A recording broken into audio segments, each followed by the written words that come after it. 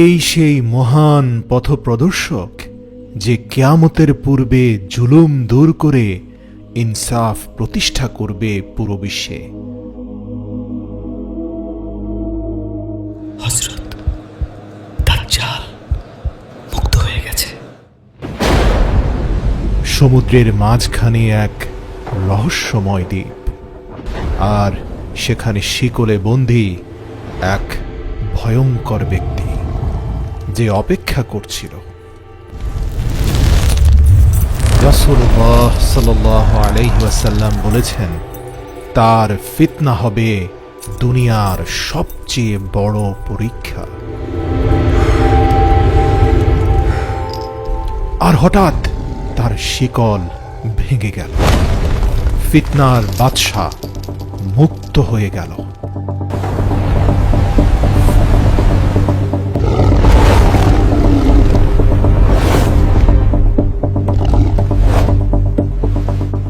সেই দ্বীপ থেকে মুক্ত হওয়া ভয়ঙ্কর ফিতনা সমুদ্রের ঢেউয়ের মতো গোটা পৃথিবীতে ছড়িয়ে পড়ল।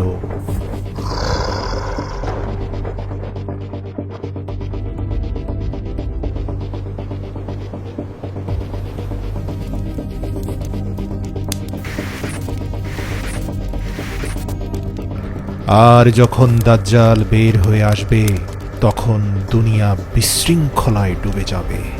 যুদ্ধ, হত্যা আর ফিতনা সবখানে ছড়িয়ে পড়বে। আমি তোমাদের রব, আমার হাতেই আছে জান্নাত আর জাহান্নাম। তোমরা যা দেখতে চাইবে আমি এখনই তোমাদের তা দেখাতে পারি। তারপর সে নিজেই নিজেকে রব বলে ঘোষণা করল। সে তার হাতের ইশারায় জান্নাত ও জাহান্নাম দেখাতে লাগল, হাতের ইশারায় বৃষ্টি বর্ষণ করালো, আর মানুষকে ধীরে ধীরে পথভ্রষ্ট করতে থাকলো। দেখো, আমি আকাশ থেকে বৃষ্টি নামিয়ে তোমাদেরকে রিজিক দিচ্ছি। কে আছে যার হাতে আমার মতো ক্ষমতা রয়েছে? তার জাদুর মায়াজালে মানুষ সঠিক পথ ভুলে গেল, আর সেই মিথ্যাবাদী দাজ্জালকে নিজেদের রব হিসাবে মেনে নিল। দেখো, এটাই জাহান্নামের ভয়ঙ্কর আগুন, আর শুধু আমি তোমাদেরকে এই ভয়ঙ্কর আগুন থেকে বাঁচাতে পারি, কারণ আমি তোমাদের দয়ালু রব।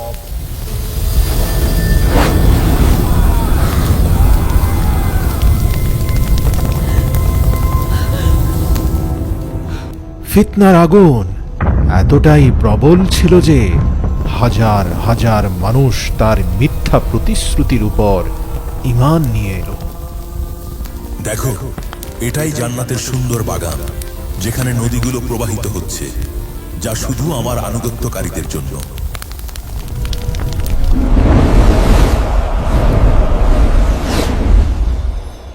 রাসূলুল্লাহ সাল্লাল্লাহু আলাইহি ওয়াসাল্লাম বলেছেন, তার সঙ্গে জান্নাত ও জাহান্নাম থাকবে, কিন্তু তার জান্নাত হবে বাস্তবে জাহান্নাম, আর জাহান্নাম হবে বাস্তবে জান্নাত। আমাদের রব দাজ্জাল, আমাদের রব দাজ্জাল, আমাদের রব দাজ্জাল, আমাদের রব দাজ্জাল, আমাদের রব দাজ্জাল, আমাদের রব দাজ্জাল, আমাদের রব দাজ্জাল। সারা পৃথিবী জুড়ে প্রশ্ন উঠতে শুরু করেছে, যদি এই ব্যক্তি সত্যিই দাজ্জাল হয়, তাহলে কি সেই মুহূর্ত এখন খুব কাছে, যার কথা নবী করিম সাল্লাল্লাহু আলাইহি ওয়াসাল্লাম বলেছেন?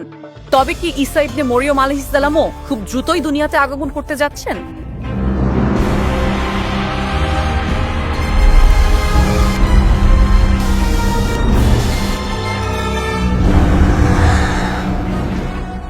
আর যখন সে শুনল যে ঈসা ইবনে মারিয়াম খুব দ্রুতই দুনিয়াতে আগমন করতে যাচ্ছেন, তার চেহারার রং পাল্টে গেল, আর তার অন্তরে এক অচেনা আতঙ্ক নেমে এলো।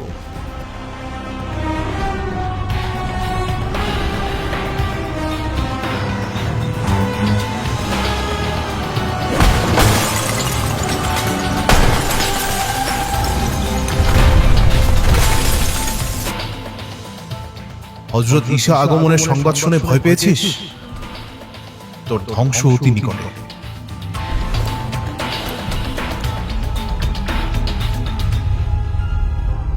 তুই কি ভেবেছিস ঈশা আসলে আমি থেমে যাব? আমি তো এমন একটা শক্তি যে মানুষের ঈমান পুরোপুরি ধ্বংস করে দিতে পারি। প্রস্তুত হয়ে যান, ফিতনায়ে দাজ্জালের পরীক্ষা শুরু হয়ে গেছে।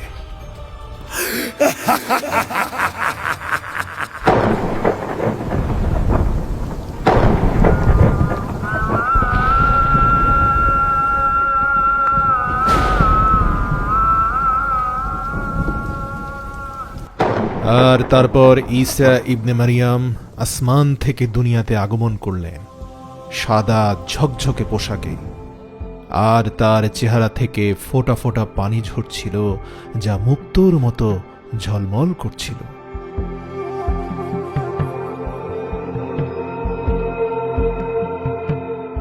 হে হযরত, আপনার আগমনে জুলুমের শাসনের অবসান হবে আর মানুষ সত্য ও শান্তির পথ খুঁজে পাবে। যিনি মানুষকে হকের পথে নিয়ে যাবেন তিনি তো আপনি, হে ইমাম মাহদী। চলুন আমরা নামাজ আদায় করি। আলহামদুলিল্লাহি রাব্বিল আলামিন। হে আল্লাহ, তুমি রহমান, তুমি রহিম। মানব জাতির উপর তোমার নূর নাজিল করো, জুলুমের শাসনের অবসান ঘটাও, হক ও সত্যকে প্রতিষ্ঠিত করো। হিদায়াত ও ধৈর্যের নূর আমাদের অন্তরে ঢেলে দাও। ফিতনা ও মিথ্যাকে দূর করো আর দুনিয়াতে শান্তি ও ইনসাফ প্রতিষ্ঠিত করো। আর তারপর সবচেয়ে বড় যুদ্ধের সময় এসে গেল। ঈসা ইবনে মারিয়াম ও দাজ্জাল একই ময়দানে মুখোমুখি দাঁড়িয়ে আছে।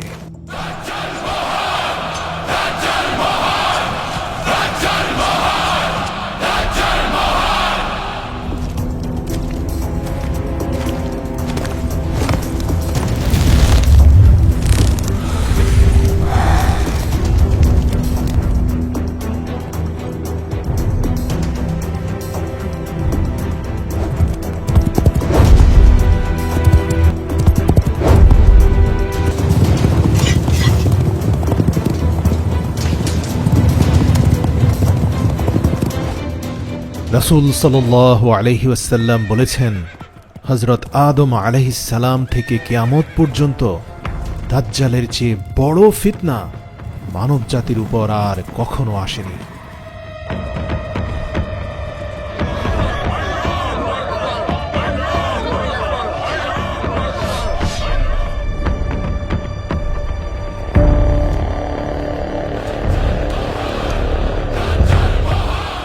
এগিয়ে চলো, রাজত্ব প্রতিষ্ঠা করো।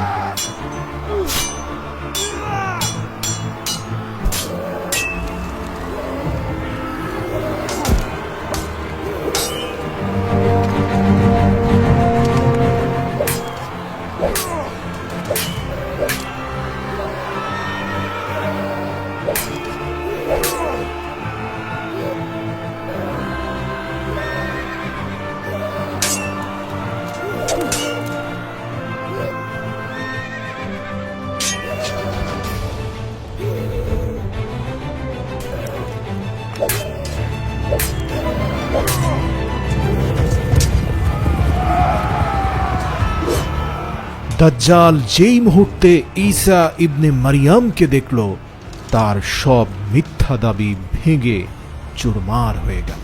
সে যুদ্ধের মাঝখানে ময়দান থেকে পালিয়ে যেতে লাগলো। আর যখন ঈসা ইবনে মারিয়াম তার কাছে পৌঁছালেন, সে পানিতে লবণ গলে যাওয়ার মতো গলে যেতে লাগলো। আর অবশেষে বাবে লুতে তার শেষ পরিণতি ঘটল। হ্যাঁ হযরত, আমি আমার ভুলের জন্য ক্ষমা চাই। এখন থেকে আমি শুধু আল্লাহর পথেই থাকব। হে হযরত, আমাকে ক্ষমা করে দিন। তোমাদের রব একজনই, তিনি ছাড়া আর কোনো উপাস্য নেই।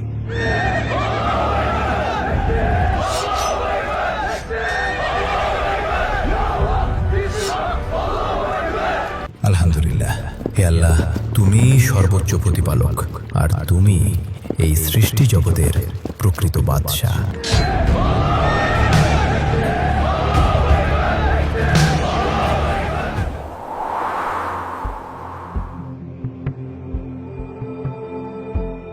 এক ফেরেশতা ঈসা ইবনে মারিয়ামকে সংবাদ দিল, হে ঈসা ইবনে মরিয়ম, আল্লাহর পক্ষ থেকে এক বার্তা এসেছে, আর একটি নতুন ফিতনা আত্মপ্রকাশ করতে চলেছে।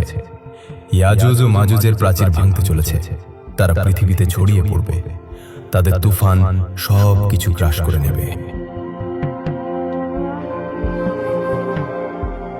হে মানুষ, সতর্ক হও, আল্লাহর বার্তা এসে গেছে।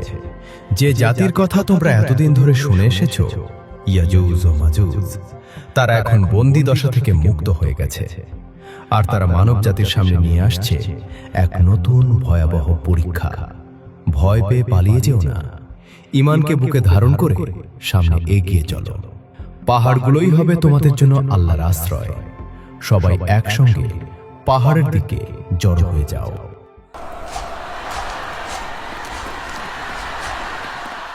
আর যখন ইয়াজুজ ও মাজুজকে মুক্ত করে দেওয়া হবে, তখন তারা চারদিকের সব উঁচু স্থান ভেদ করে দ্রুত বেরিয়ে আসবে।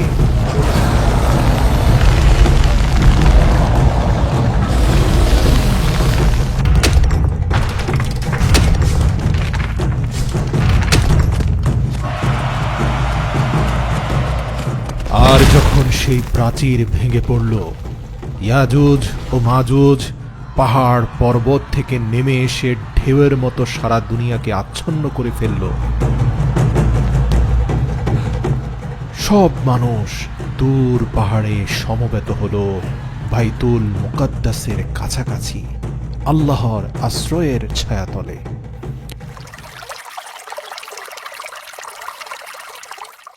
ইয়াজুজ মাজুজের এক বিশাল বাহিনী এগিয়ে গেল এক জলাধারের দিকে, এমন এক তৃষ্ণা নিয়ে যা পুরো পৃথিবীর পানি গিলে খেলেও মিটবে না।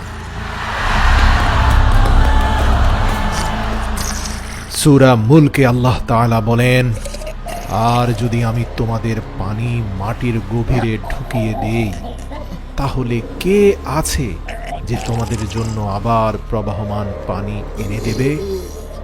এটাই ছিল সেই বাহিনী যারা জলাশয় পর্যন্ত শুকিয়ে দিয়েছিল, আর তাদের পেছনে পড়েছিল শুধু রুক্ষ শুকনো মাটি।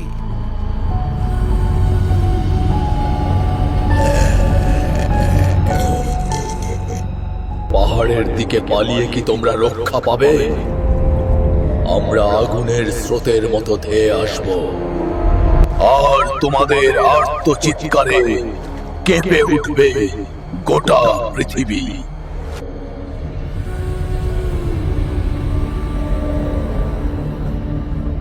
হযরত, রক্ত পিপাসু ইয়াজুজ ও মাজুজের বাহিনী, তাদের হুঙ্কার, তাদের জুলুম চারদিকে প্রতিধ্বনিত হচ্ছে। হে আল্লাহ, তুমি রহমান, তুমি রহিম, তুমি ছাড়া আর কোনো শক্তি নেই। ইয়াজুজ ও মাজুজের জুলুম থেকে উম্মতে মুহাম্মদ সাল্লাল্লাহু আলাইহি ওয়াসাল্লামকে রক্ষা করো। নিজ কুদরতে তাদের ধ্বংস করে দাও, আর যারা হকের পথে অটল রয়েছে তাদের তোমার নিরাপদ আশ্রয় স্থান দাও। আল্লাহ হযরত ঈসার দোয়া কবুল করলেন এবং ইয়াজুজ মাজুজের ঘাড়ে আযাবের কীট ছেড়ে দিলেন, যা তাদের শরীর ভেদ করে রূহ পর্যন্ত গিয়ে পৌঁছে গেল। আর চোখের পলকে ইয়াজুজ ও মাজুজ সম্পূর্ণভাবে ধ্বংস হয়ে গেল।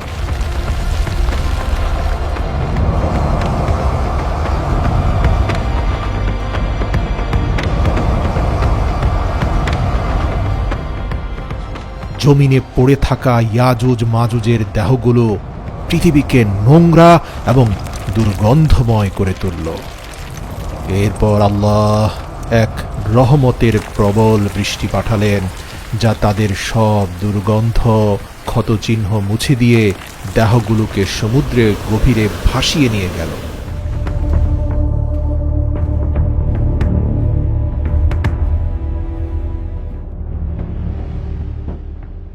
ইয়াজুজ ও মাজুজ ধ্বংস হতেই মানবজাতি যেন কিছুটা স্বস্তির নিঃশ্বাস ফেলল। কিন্তু সেই স্বস্তি দীর্ঘস্থায়ী হল না। তারপর দুনিয়াকে ঢেকে ফেলল এক ভয়ঙ্কর ঘন ধোঁয়া, যা মানুষের দৃষ্টিকে আচ্ছন্ন করে ফেলল। ব্রেকিং নিউজ, এক রহস্যময় কালো ধোঁয়া দুনিয়ার সব শহরে দ্রুত ছড়িয়ে পড়ছে। তাই সরকার জনগণকে ঘরের ভেতরেই থাকার আহ্বান জানিয়েছে। এই ঘন ধোঁয়া আসলে কি তা এখনো কেউ জানে না। আর তারপর সেই ধোঁয়া শুধু একটি শহরে সীমাবদ্ধ রইল না, সে পুরো বিশ্বকে গ্রাস করে নিল। আকাশ থেকে নামতে থাকা সেই ধোঁয়া মানুষের মুখগুলোকে অন্ধকারে আচ্ছন্ন করে দিল। প্রতিটি দৃষ্টি যেন অন্ধ হয়ে গেছে, প্রতিটি হৃদয় ভয়ে কাঁপতে শুরু করেছে।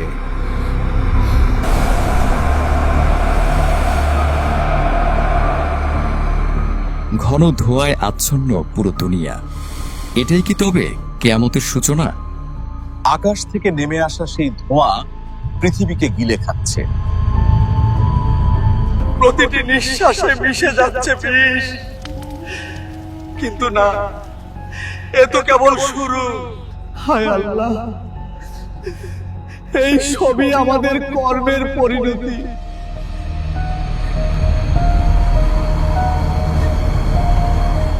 তারপর সেই ধোঁয়া যা মানব জাতিকে আল্লাহর কাছে মাথা নত করতে বাধ্য করেছিল, তা আল্লাহর হুকুমে ধীরে ধীরে সরে গেল। কিন্তু দুনিয়া মুখোমুখি হলো আরও এক ভয়ঙ্কর পরীক্ষার সামনে।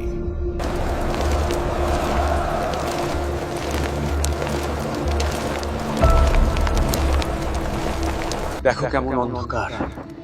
3 দিন ধরে সূর্যের কোনো আলো নেই। প্রতিটি মুখ ভয়ে বদলে গেছে।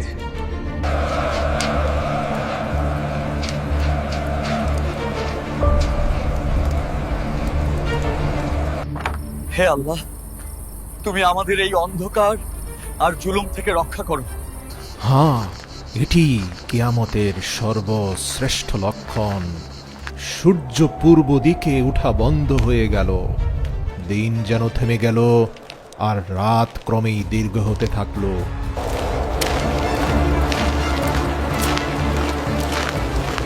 আর তারপর একদিন সূর্য পশ্চিম দিক থেকে উদিত হল, মানব জাতির জন্য শেষ নিদর্শন হয়ে।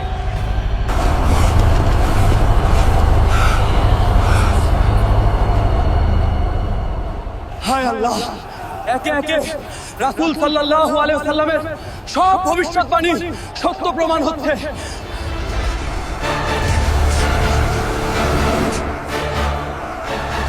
হে আল্লাহ, আমাদেরকে এবারের মতো ক্ষমা করে দিন। আমরা তওবা করছি, আমরা আর গুনাহ করব না। রাসূল সাল্লাল্লাহু আলাইহি ওয়াসাল্লাম বলেছেন, কিয়ামতের নিকটবর্তী সময়ে 10টি বড় আলামত প্রকাশ পাবে। তার মধ্যে একটি হবে দাব্বাতুল আরদ।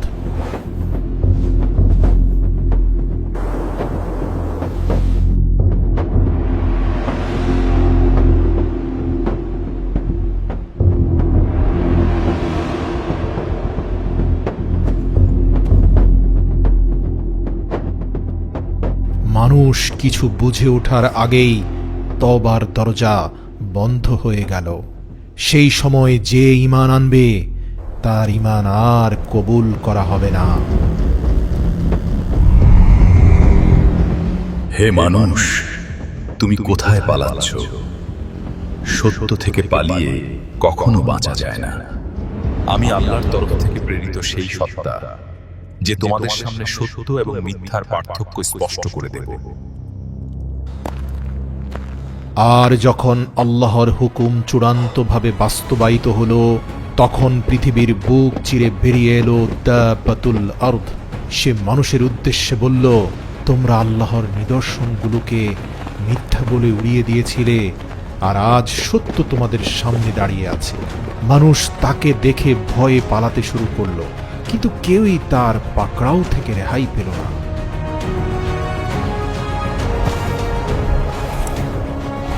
মানুষের চেহারার রঙই তাদের শেষ ঠিকানা নির্ধারণ করবে। যার মুখ আলোকিত হবে তার জন্য মুক্তির পথ নির্ধারিত, আর যার মুখ অন্ধকারে ঢেকে যাবে তার জন্য ভয়ঙ্কর পরিণতি অপেক্ষা করছে।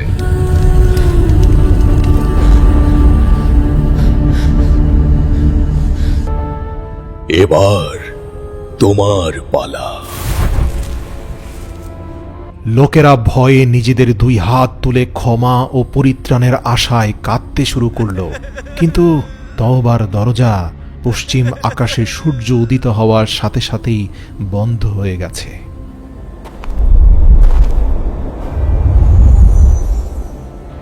আর তারপর মানবজাতিকে দুই ভাগে বিভক্ত করে দেওয়া হলো। যারা ঈমান আঁকড়ে ধরেছিল তাদের মুখ উজ্জ্বল হয়ে গেল, আর যারা অস্বীকার করেছিল তাদের মুখ অন্ধকারে ডুবে গেল।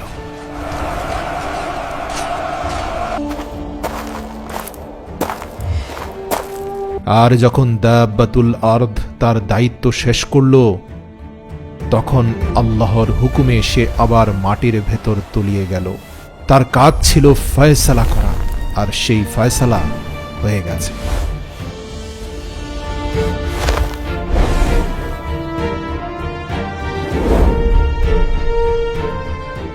বাবা, তোমার কি হয়েছে? তোমার পিতা তো হযরত ঈসার সঙ্গে দাজ্জালের বিরুদ্ধে যুদ্ধে অংশ নিয়েছিল, কিন্তু তুমি কিভাবে এমন জঘন্য অপরাধে জড়িয়ে পড়লে? আরে ওই বুইড়া, যা গিয়ে নিজের কাজ কর, আমাকে নিয়ে তোর ভাবতে হবে না। গুনাহ তাদের অভ্যাসে পরিণত হয়েছিল, উচ্ছৃঙ্খলতাই ছিল তাদের মূল লক্ষ্য। মানুষ নিজেই নিজের ধ্বংসকে তামাশায় পরিণত করেছিল। তারা ভেবেছিল পরীক্ষা শেষ হয়ে গেছে, কিন্তু আসল পরীক্ষা তো তখনই শুরু হলো। জমিন ফেটে যেতে লাগলো। প্রথমে পূর্ব দিকে একটি ভূমিকম্প শুরু হলো, তারপর আরেকটি পশ্চিমে, আর তৃতীয়টি আরবের ভূমিতে। এটাই সেই ভূমির গ্রাস যার কথা নবী সাল্লাল্লাহু আলাইহি ওয়াসাল্লাম আগেই বলে গিয়েছিলেন। এখন পর্যন্ত প্রায় 3টি স্থানে ভূমিতে বড় গর্ত হওয়ার ঘটনা ঘটেছে। কিয়ামত খুব সন্নিকটে। আর তারপর ইয়েমেনের ভূমি থেকে জ্বলে উঠল এক ভয়াল আগুন। এই আগুন আমাদেরকে তার নিজের দিকে ডাকছে। আমরা চললে সেও আমাদের সাথে চলে, আর আমরা থেমে গেলে সেও থেমে যায়। এমন আগুন যা মানুষকে তাড়াতে তাড়াতে একই গন্তব্যে জড়ো করতে লাগলো। কোনো রক্ষা নেই, কোথাও আশ্রয় নেই, শুধু আত্মার পরীক্ষা। আর এক নিঃশ্বাসেই সবকিছু বদলে গেল।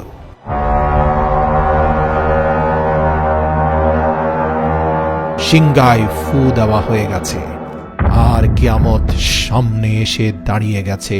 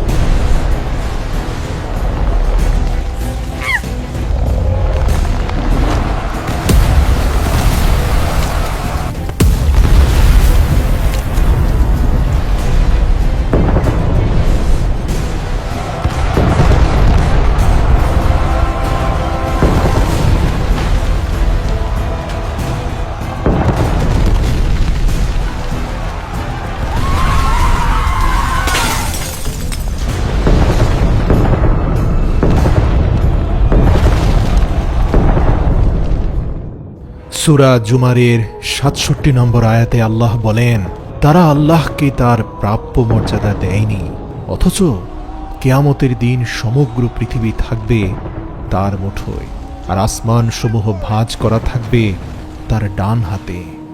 তিনি পবিত্র ও মহান। আর তারা যে শিরক করে তিনি এই সকল পাপাচারের অনেক ঊর্ধ্বে। এছাড়াও আল্লাহ তাআলা সূরা আল মুমিনুনের ১০১ নম্বর আয়াতে বলেন, অতঃপর যখন সিংগায় ফু দেওয়া হবে তখন কারো সঙ্গে কারো আর কোনো সম্পর্ক থাকবে না, কেউ কারো খোঁজও নেবে না। সেদিন যাদের পাল্লা ভারী হবে তারাই হবে সফল কাম, আর যাদের পাল্লা হালকা হবে তারাই সেই মানুষ যারা নিজেরাই নিজেদের আত্মাকে ক্ষতিগ্রস্ত করেছে। তারা চিরকাল জাহান্নামে অবস্থান করবে।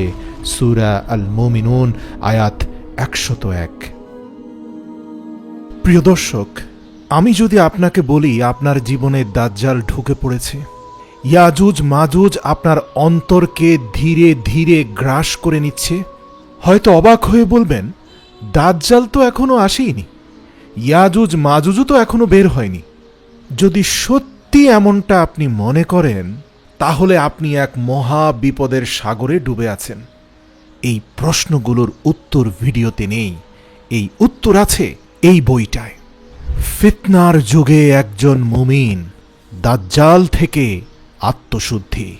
আমি জানি ব্যস্ততার কারণে অত্যাধিক গুরুত্বপূর্ণ হওয়ার পরেও অনেকেই বই পড়তে পারে না, তাই এই বইটা আমরা অডিও ভার্সন এবং ভিডিও ভার্সনও তৈরি করেছি, যাতে ইউনিভার্সিটি বা অফিসে আসা যাওয়ার পথে আপনি কানে হেডফোন লাগিয়ে বইটা শুনতে পারেন অথবা ভিজুয়াল বইটা উপভোগ করতে পারেন। বইটির অডিও, ভিডিও এবং পিডিএফ 3টি ফরম্যাটের মূল্য মাত্র 299 টাকা। কিন্তু এই ভিডিওটি যারা শেষ পর্যন্ত দেখেছেন তারা চাইলে স্ক্রিনে থাকা কুপন কোড ব্যবহার করে 33% ছাড়ে বইটি 199 টাকায় ক্রয় করতে পারেন, এবং এই অফারটি প্রথম 400 জন ব্যক্তির ক্ষেত্রেই প্রযোজ্য হবে।